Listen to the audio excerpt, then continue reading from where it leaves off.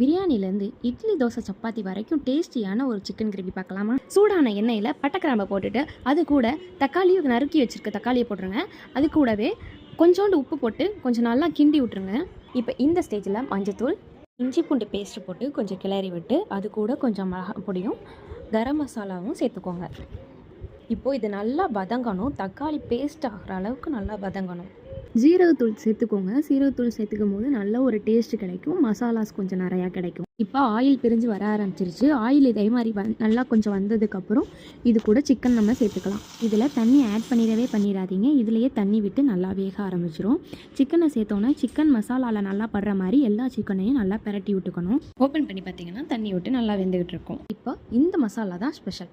இதில் ஜீரகம், pepper with பட்டை இது மூணும் நல்லா வறுத்துட்டு அரைச்சி பொடி பண்ணி கடைசியாக இதில் சேர்த்துக்கணும். அது கூட கொஞ்சம் கருவேப்பிலை தூவி விட்டு இறக்குனீங்கன்னா சூப்பரான சிக்கன் கிரேவி ரெடி.